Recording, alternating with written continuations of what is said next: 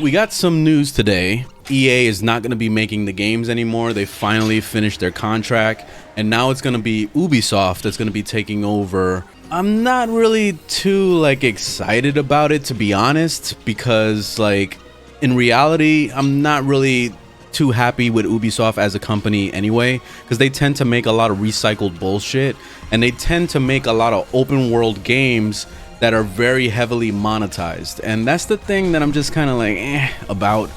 But I mean, it's still, I guess, in better hands than EA, because obviously EA couldn't fucking do the job at all. They apparently only released 4 games in their contract that they've had. It's pretty crazy to even think about that. I think I know what they did. They basically, what they wanted to do was try to cash in on the franchise name, but they saw it wasn't really making the money that they wanted. So they just kind of took their time with it just to kind of get through the contract. Because obviously them making Star Wars games that are not really gonna do well for them financially is obviously not gonna matter for them, because they have the FIFA franchise, which is milking the shit out of their player base with all these cards that you have to roll, basically like Genshin Impact style, so why would they waste their time on a series that's not gonna make them that much money? You know what I mean? So I'm glad that it's out of EA's hands and it's going to somebody else. I just kind of wish it wasn't Ubisoft, but beggars can't be choosers at this point.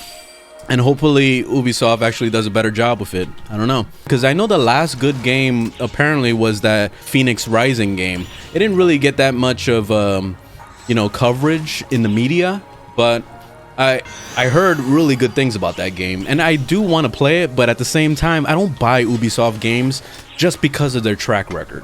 You know what I mean? I'd rather just wait for it to go on sale or some shit before I go and buy the game, So that's usually my take on that.